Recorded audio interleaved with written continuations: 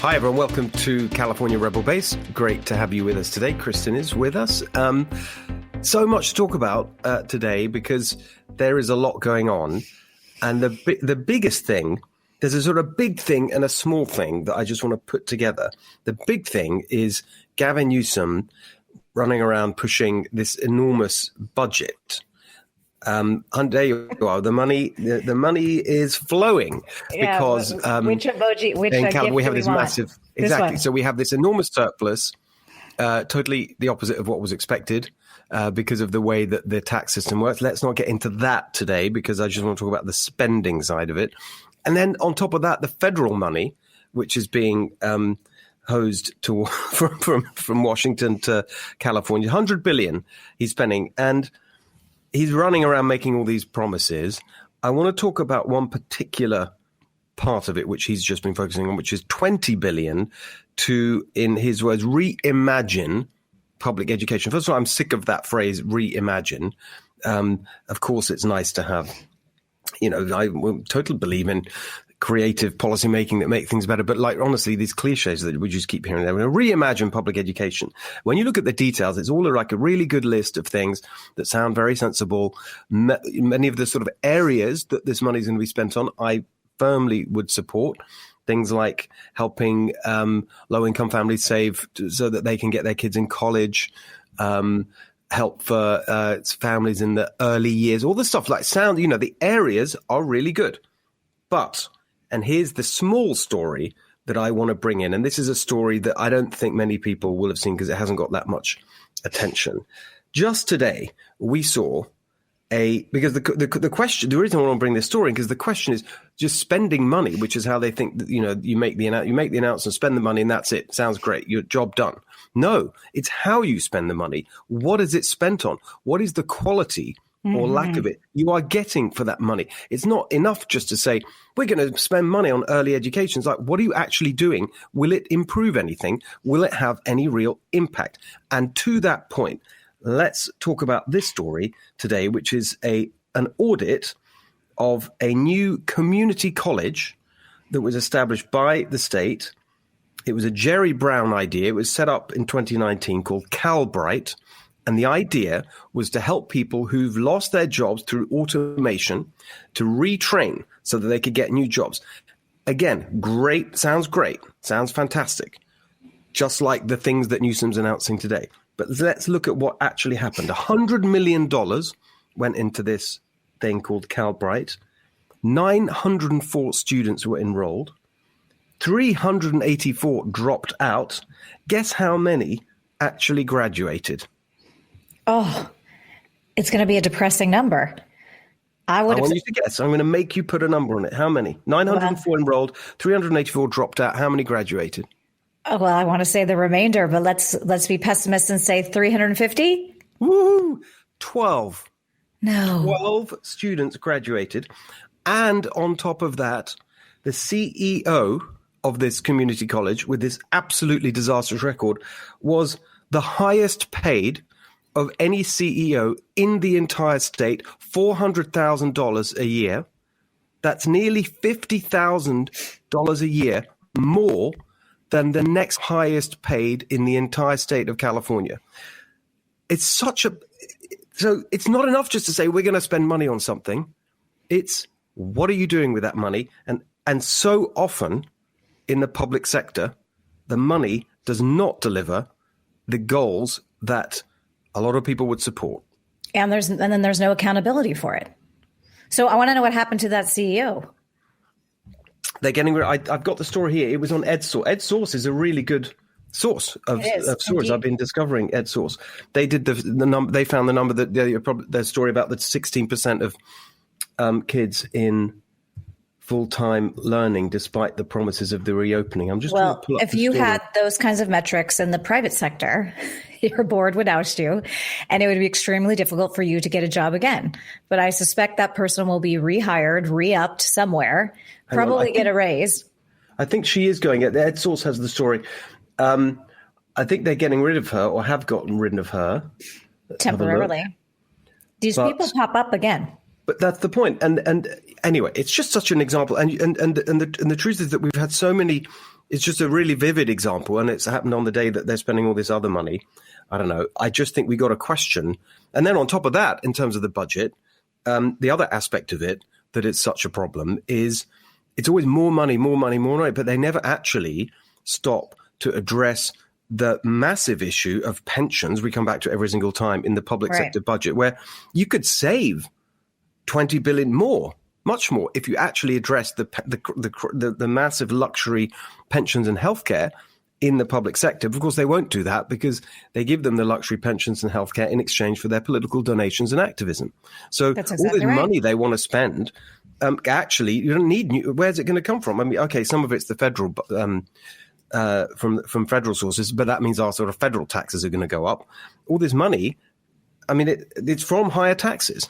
That's exactly right. It always comes back to asking for, I need more in the bag from taxes.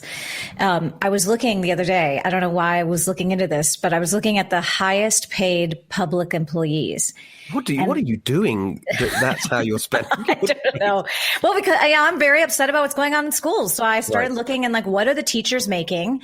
What's going on? They haven't, everybody loves teachers, and I feel like I have to sort of start with that. But there's been just such a breach of trust, as I've said before. So I started to look up salaries and what are these people making? And you start to see that these superintendents are making $400,000. I mean, these are salaries people don't imagine that they're making. And I found the chief investment officer of CalPERS, the state of California paid, because he had to resign in scandal, which I'll tell you in a second, $1.7 million a year. What? Right?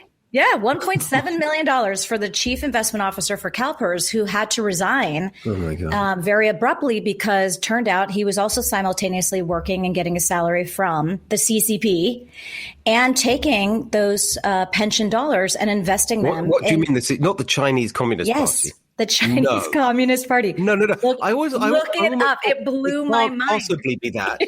And I'm just going to say it almost for a joke, and it's actually the California something. No way. Yes, China. He's getting paid by the CCP, and he's investing in Chinese companies that actually had been companies that we had banned. It's a joke. And so they defended him, and there was a little press release, and then he just quietly resigned, and then off California voters go. And Gavin's buying votes, throwing around money. And literally in the past 48 hours, I'm hearing people so favorably speaking of Gavin again. And I know, because it's all this. But the other thing, let's just move on, because there's another, big. He's very busy. He's obviously in a bit of a panic about this recall. The other thing that I saw, he announced and then walked back in the space of about 24 hours that he was getting rid of the mask mandate. So I saw this story, no more mask mandate in California. He was saying, apart from large gatherings, whether indoors or something. That was on Tuesday this week. And then literally the next day, he walks it back. I mean, it's such a mess. But the first point I thought was hang on a second. When Texas did this, and I can't remember which other state, I've got I went and looked up what Gavin said. Absolutely reckless, he called it. Weren't they Neanderthals? Reckless. Somebody called them Neanderthals. No, that was Biden. Absolutely reckless.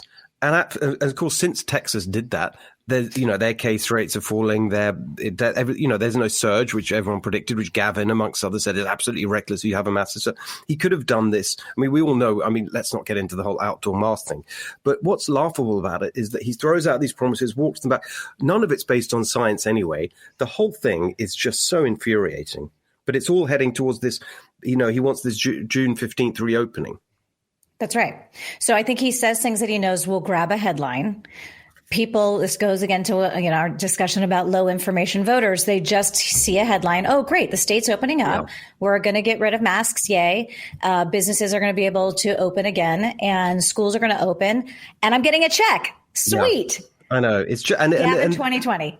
Exactly. And the other thing, just while we're on Gavin 2020, just as a small thing, but it's just he's also sort of stealing the Republicans' kind of campaign slogans. So I think it was Kevin Faulconer when he launched his campaign back in January. I think it was. He was literally called the California Comeback. That's what he called it. Yes. Gavin's plan is called the California Comeback Plan. So whatever. I guess imitation, sincerest form of flattery, or whatever. And then the other part of it, Gavin's been using this phrase, California roars back. So is that, I don't know, maybe he's stealing John Cox's bear. I don't know. I think he is. It's just all such a joke. A couple more things, just want to quickly get in there, because this is something we're going to have to keep an eye on in the weeks and months ahead. There's a report from the energy regulator, the grid regulator for California, CISO, which is a California Independent System Operator. So here we go. Looking ahead to the summer, more blackouts. They're saying if the high temperatures across the West happen again, and they sharply restrict California's ability to import energy from its neighbors, it may still face challenges in meeting load this summer. So everything about that is so nuts. So the idiots in charge of the state, they're putting more pressure. They want to put more pressure on the electricity grid by banning gas cars. So you have the electricity demand going up.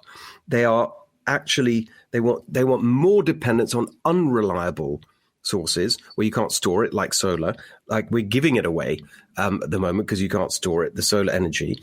And they want to shut down the more reliable sources, natural gas and, of course, nuclear. It's just such a mess. I think this could really screw up Gavin's plans if this starts being an issue this summer. I don't know. It was an issue last summer and nobody cared. Instead, neighbors turned against neighbors. Oh, you're running your air conditioning. Oh, you had your lights on. It creates this culture that's very odd of people get pitted against each other instead of focusing on the right thing, which is what is going on and why. Yes, exactly. Yeah. Why in one of the richest states in the nation do we have rolling blackouts like Venezuela? This is unacceptable. And let's look at the policies that caused this. These are the consequences of single party rule. And I don't care which side it is.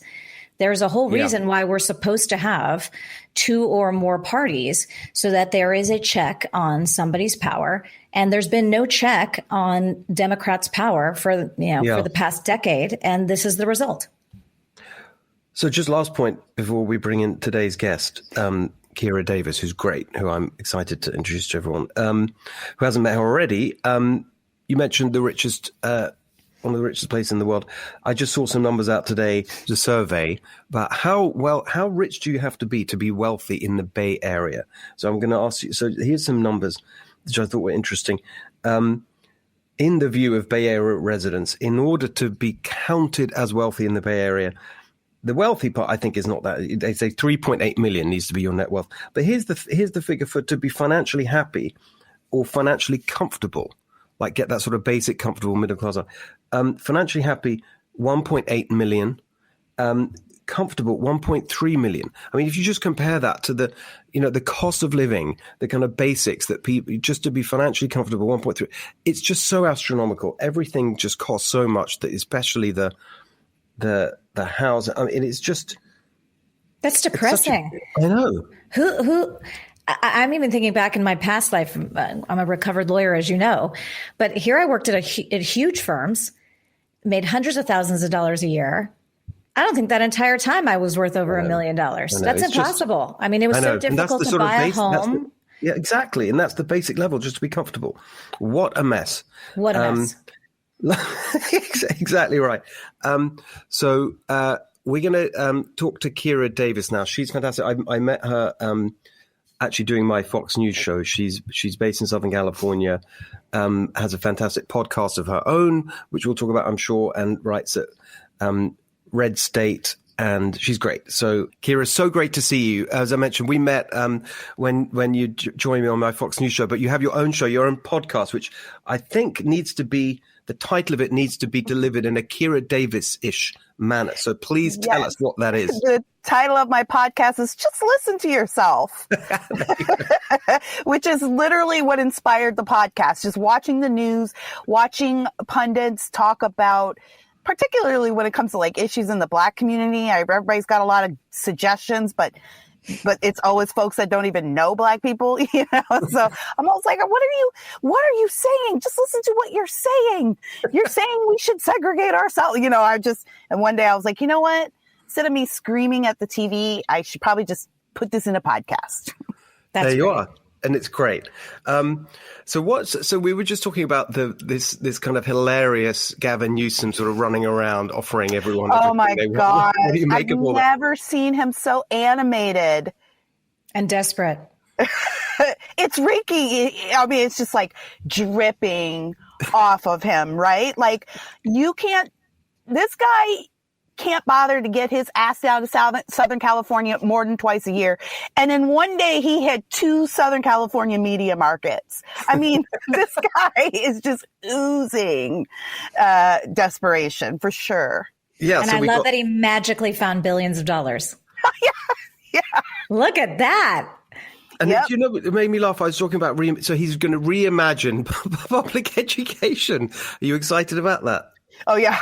I can't wait. The first imagining of public education has been going swimmingly well in California. And I would love for the governor whose kids have been privately educated this whole year while my kids have been sitting at home. I can't wait to hear what he imagines their public school experience is supposed to be like in the fall. It's going to be really exciting. Exactly. And this is the thing that's so frustrating. And like we were just talking about, he probably gets away with it to a certain extent because people just don't. They say, 20 billion more for schools. Great. That means it'll be better. But it doesn't mean it'll be better. In fact, it could easily mean that it'll be worse because they get more complacent. They're not thinking about the quality. It's just so depressing that that's the level of the conversation. And what's interesting, Kira, is he has choice, right? You hit on something, which is his kids get to go to school in person because he has choice. Mm-hmm. And I bet in that that plan is, there's no way there's school choice in there. Is there money for charter schools? No, in fact, didn't the assembly pass an anti-charter school bill earlier this year? So they're actively working. This is the bargain that they've made with the teachers union. Our assembly is actively working to end homeschooling and charter schools, which is so bizarre in this state. But yeah, I'm actually a homeschooler. I homeschooled this year just to avoid all of the weirdness that was going on in public school. Yeah. And yeah, the state likes to make it as difficult for you as possible. Yeah, I don't think people. Go ahead, Steve. No, you go. I was going to say, I don't think people realize that 70% of charter school kids are Black or Latino. And so this was under Obama, right? This was a great program that he had to expand charter schools across the country because it really does help low income and minority communities. And so to see the state of California have an all out war against charter schools, again, to bend the knee to the unions is troubling. I didn't know this about the assembly. I'm a conservative because of school choice. That is what made me, that is the issue that made me a conservative. And I was running an after school program in Gary, Indiana, and working with the public schools there and seeing how all the policies that I had supported, how they really work, like up close. And it was like, oh, dang, these don't work at all. And that's when I got involved in the school choice movement. And I've been doing that for like a dozen years or more. And Gary is 90% Black, something like that. Mm-hmm. Every parent I talk to, like, you cannot find a Black parent who would choose the school that their kid is in right now over the private school that Gavin Newsom's kids go to. You know, like, it's just so infantilizing. It's the idea that we know better for your kids, but when you are trapped in a zip code and you feel like education is your only way out, you know, Black people are overwhelmingly for school choice. If I were a Republican operative, I'd be pushing that narrative all day, every day. Look at how racist this policy is. Look at how racist. Yes, I'd be pushing, because I've never met a Black parent who once you told them, you know, oh, what if you had the choice, who said, no, I'd rather stay here in my zip code. Even middle-class Black parents don't want that, you know? So yeah, our governor has no intention of opening choice up. He doesn't want us to have choices. I mean, everything you guys have been talking about today. It's outrageous. They don't want us to choose. No, because they know what's best for us, except it doesn't apply to themselves. The thing that's amazing to me is that they don't even go through the motions of pretending that it's going to be the same rule for his family as it is for everyone else's family. Like, I remember back in the day in the UK, there was, it wasn't really the choice. It wasn't such a strong kind of thing, the choice movement. It was more simple kind of private school versus the public schools. And a lot of politicians sent their kids to private schools, but it just became a thing that you really couldn't do that. It's just so hypocritical if you're kind of running the school system. Remember, in England, much more centralized, and you're sending your kids to private. You're not even invested in the system that you're kind of lecturing everyone else about. And so, the politicians tended to kind of avoid that and at least sort of, do the decent thing and put their kids in a public school, in a state school. Here, Newsom doesn't even pretend. And then on top of that, the thing that really it was unbelievable, the way do you remember, when was it, where he starts going on about, the pain of Zoom fatigue for our family and whatever, when his kids have been in-person education for months. Yeah. Yeah. And his kids have also been out of the state. They have, and cause his wife is, as you know, Steve, they're a wealthy family. His wife is a wealthy family. They have lots of land in Montana. Like, there's nothing that his kids haven't had, which great, good for them. Right, exactly. All I want for my kids is the choice, and that is not, it is all about a few people at the top having power and not trusting the rest of us to make our own choices. And that's what all this COVID nonsense has been about this year as well. And we're really starting to see the shine come off. Yeah. Kara, what do you think about what they're doing with the math programs, or proposing to do to the math programs? So I just started hearing about this move on Nextdoor, of all places, where neighbors, I love Nextdoor. Where neighbors rat out neighbors. I love it. Somebody posted saying, this is so great that they're changing the math program in middle school. And that obviously got my attention. And so it's essentially dumbing down the math program in public schools, which seems, again, racist, going to negatively impact minority communities. I only had a shot at advanced math because of these, this program was called GATE. They don't call it that anymore. I remember GATE. Yeah. So you had an ability to have a different track and go into higher math so that you could actually have calculus by the time you were a senior, and you could get into a great college and a STEM program. And now they're going to get rid of that. It's virtually impossible to get to the calculus track.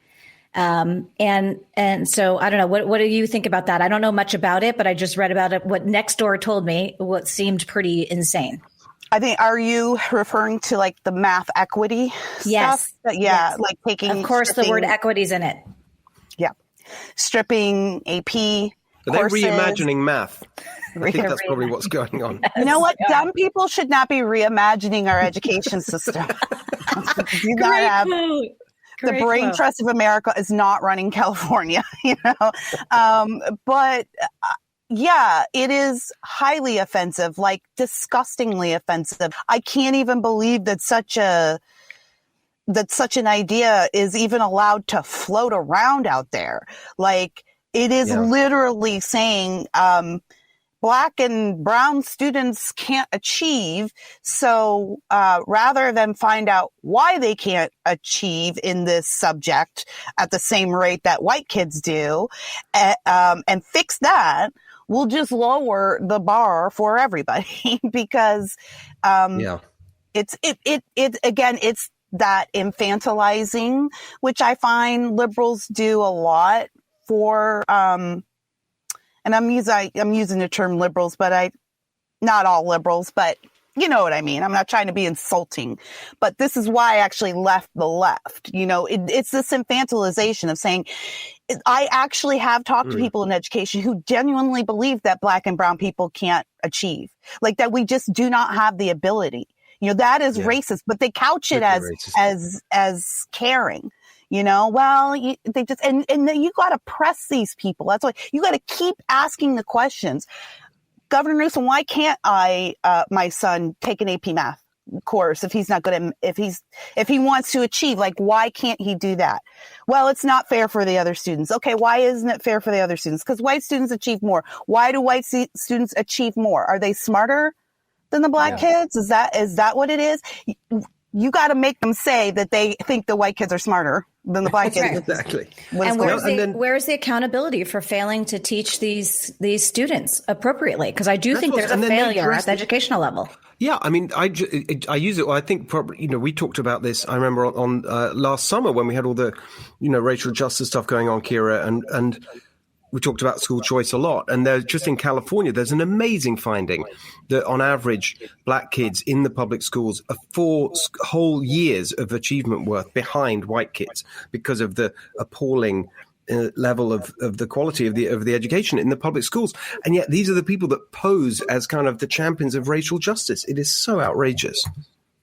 It's because they're doing everything but teaching our kids. Our kids are experiments to them. That's why you can't ever get them to change things, because they want to keep running this experiment. And always in the history of this country, particularly the black community, has been the community that government experiments in, because, you can afford to harm that community or lose that community. And it's been done literally and figuratively, from welfare to the Tuskegee Airmen to this horrifying failed public school experiment. They're just experimenting on our kids. Yeah. I just think it's interesting. I haven't yet. I've heard a couple of the people who are kind of floating around the recall debate. I'm talking about I'm going to your point about the Republicans and, make that the number one thing, school children. And I've heard a couple of people kind of, floating around on that. Chamath, who's not actually going to run, I don't think, but he was talking about basically a voucher program effectively for everyone. That's what I've argued for years. I've written it in my books. I'm kind of committed to that, which is basically open the whole thing up, not just charter schools and choice as a subset of the majority, but everyone should choose. Everyone should have the same kind of power that only the rich have today. Anyway, I'm not hearing it from the kind of, I don't know, Faulkner and Chonk, the candidates. We're not hearing very much from them generally, but I'm sure we will. Hopefully we'll have them on here and get them to talk. But people need to start figuring out why. What are the size checks that these unions are writing to these political candidates? Well, not to the Republic. I don't think the Republicans are in that camp, are they? They're not. I think the Republicans are clueless. I think the Republicans, no, I do. I think the Republicans have given up on the minority vote. And so they don't exhibit any curiosity. So they don't send pollsters into our neighborhoods or do studies and try to figure out what are the issues. They've given up. They've just said, well, we're never going to get this vote anyway, so we don't need to really understand the vote. So I think part of it is just a disconnect. But look at the reason why Florida has Governor DeSantis is school choice. He won something like 33% of the black vote on school choice. So it's proven it works. I would just be running all up and down this state with that message, especially now because parents have languished for a year with their kids at home and while private schools are going to school, I'm driving my daughter around and we're watching the private school kids get out at 3 o'clock with their bags and they're having a great old time. And you're wishing, geez, I wish I could have sent my kid there. There's a lot of parents who would get on board with that message, regardless of political ideology after the year we've had. I totally agree. Did you guys hear about this school in, I want to say it was San Francisco Unified, that a bunch of schools are planning on opening for one day only, and they're still going to get the funds from the state? Ooh. Can this be true? Yes. It's California. Of course it's going to be true. It's true. It's true. You need to get those federal funds to qualify, right? Yeah. You have to have opened in this school year. Infuriating. Absolutely infuriating. And it's a really smart point you make, because actually you could, going back to how we started, Gavin's running around throwing out all these promises and money. We're going to reopen, small business restrictions are going to be lifted, whatever, into the recall. And I think that, for obvious reasons, that can have an impact. And so the Republican candidates, or just anyone opposing it, they can't rail against the lockdowns anymore because they just won't be there. But this memory for parents of what the public school system did to them and their families, that's going to last even when the kind of immediate restrictions are lifted. Yeah, I was searching around for the candidates for the recall yesterday. I'm like, I don't see any media on these people. Like, what are they doing? And so I went to Kevin Falconer's Twitter feed, and yesterday he had unveiled like his platform, his plan. Right. And the top thing on there was a middle class tax cut. Now, I saw that. Yeah. I'm middle class. I would love a tax cut. Don't we all deserve tax cuts in this state? But that's not the number one issue that Californians are worried about, Kevin. Like, you can't be running in Orange County, right? He's running in Orange County. You need more than Orange County. Pick a subject that people have been mad at. People haven't been mad about their taxes. We approve new taxes here all the time. It doesn't connect with California voters, even though I'm for it. That's right. There's so much to pick that really would connect with California voters. Find a small business owner who suffered this year, take him on the road with you, let him tell his story, and tell the people of California that you will never let Sacramento shut down their livelihoods again. You know? Exactly. What got all the moms? Sarah, I think you need to jump in the race. I agree. Listen, Steve. Listen. I have begged my husband for a year to let me run. I was seriously considering running for governor, and my husband would not get on board. So the consultants were like, if you can't get your spouse on board, don't bother, because you need that person. And why is that? Because of the inquiry? Like just the invasion in your private life, or? My husband just didn't want to be bothered. Yeah. Well, this is the problem. Great people don't run. Yeah. All right, so we need to do draft Kira campaign. That's the obvious answer. I know. You would not be alone. Like, I look at this field. We were having a drink last night, my husband and I, at a bar, and we were looking at some campaign ad on TV, and I'm like, see, you know what? This is your fault. I could be in this race right now. You should be ashamed of yourself. And he's like, I'm not ashamed. But yeah, he's a low key guy. And yeah, fair enough. Well, his reasoning was, and this is a quote, I really don't want to have to sit through a bunch of boring political speeches and stuff. I think that's a very considered view. So let's just, I want to ask you about something, because I saw this story today. And I thought, it was particularly about, it's a sort of Southern California thing. It's a daily issue, never really gets talked about in politics, but it was about LA Transit and and what they're trying to do there. And the particular thing that stood out to me was they're trying to solve the traffic problem. Of course, whatever, they've been going on about it for years. And it's about getting people out of their cars. That's the goal.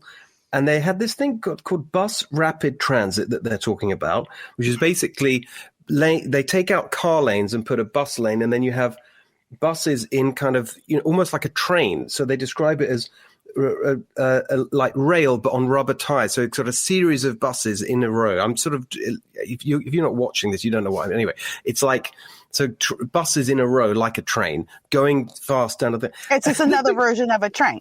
Yeah, but except the thing that made me laugh so much was they say when they were selling this as a great idea, right?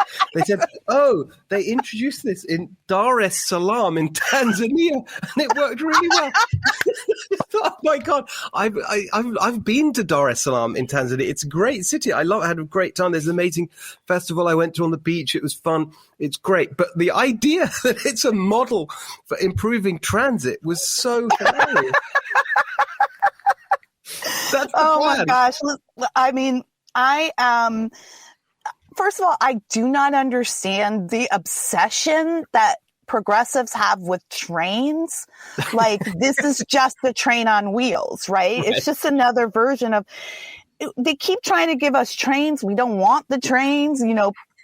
People hate public transportation in California, particularly in LA and San Francisco, because it's awful, and they keep telling us, like, we're going to get you, we need to figure out how to get people out of their cars and onto public transportation. At the same time, y'all leave 60,000 homeless folks in the train stations, on the buses, smoking crack. If you want an education, folks, go on Instagram or Twitter and follow the Street People of Los Angeles account. Right. And you will see how folks are living around here. But the public transportation is riddled with crime, drug use, homeless people, and gangs. And then they're like, well, gee, what are we doing wrong? How do we get people out of their cars? You know what this is, you guys? Here's the problem with it. They don't care about the public transportation. What they're trying to do is re-engineer human behavior. Right. And we don't want to go for it. So then they just find another way to try to re-engineer human behavior. Don't you think that by this point, if Angelenos wanted to take the bus or wanted to ride their bikes to work every single day in 115-degree heat in the middle of the summer, don't you think they would have already done that? They don't want to do it. You're so right. Angelenos want to be in their cars. That's right. Let us have our cars and figure out how to make the roads drivable. And what happened to our bullet train? We've already spent $100 billion on that. Where's that? Let's finish that train first. There'll be bullet buses all stacked up behind each other. But you're so true. Like I was so kind of naive. So that we went down. We stayed for a couple of weeks. Was it down a couple of years ago? We went down to LA for a bit. As a family, one of the school. We rented an Airbnb and we're going to hang out in LA. And I had our two boys and we were going to do various things. So we went to the downtown thing where you can go up that tower and do that slide around the outside. And then we were going to go to the museums and the tar pits. And I had this thing, which was we're going to do it entirely on public transit because everyone says you need a car to go around LA. And remember, I lived in London for many years and public transport. So I'm sure I can figure this out. I'm sure it'll be fine. It's all bullshit. We can do it. It was such a nightmare, like trying to kind of figure it out. And literally the first thing, the boys, a couple of years ago, and they're very, they're used to a lot of stuff, but we went into the station exactly as you say, the metro station. It was like 10 in the morning. It was as if it was like 3 a.m. in a sort of nightmare city center, sort of drug people. It was just horrible. Like there was not a single person on there that you would like consider to be like a regular person going to work or going about their business. Like the station, the train car that we were in. So that was horrific. And then you try and get to somewhere else and there was no, the transit line isn't being built. So you had to use a bus instead. And where the hell's the bus stop and where's the information? And do you know what I mean? It was a nightmare, absolute nightmare.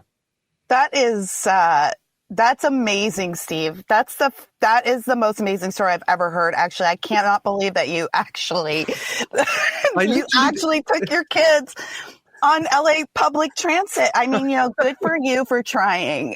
But I want to know the amazing part of the story is that you thought you could do this on public transportation. Yeah, that's what she's saying. I love it. We did actually do it. And we went to all the different places we're going to do during the day, like a sort of touristy day. But we got home so late. My wife was like, where have you been? Because I thought I'm going to stick to the pledge. I'm not going to get a cab, and I don't have a phone, so I can't use Uber. That's the other big point here. I should have mentioned that at the beginning. I don't have a cell phone, so I wasn't able to use the thing. So I'm going to do the whole thing on public transportation. And we got back at something like 8:30 at night instead of 6 because everything took so much longer. It was a nightmare. Anyway, there you go. We're never going to do it. At this point, it's the same thing as the homeless industry. Really, California is just a policy industry, isn't it? None of this stuff is to get anything solved. It's just that's the job now of a politician. You just say things. I'm becoming convinced it's a money laundering operation. That the whole 100%. It's not even. I'm more cynical than even they're trying to re-engineer human behavior. It's just they're just trying to pay off their buddies.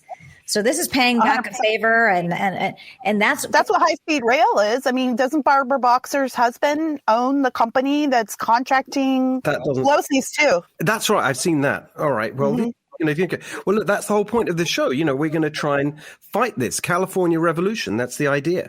California's worth saving. It's not. Exactly.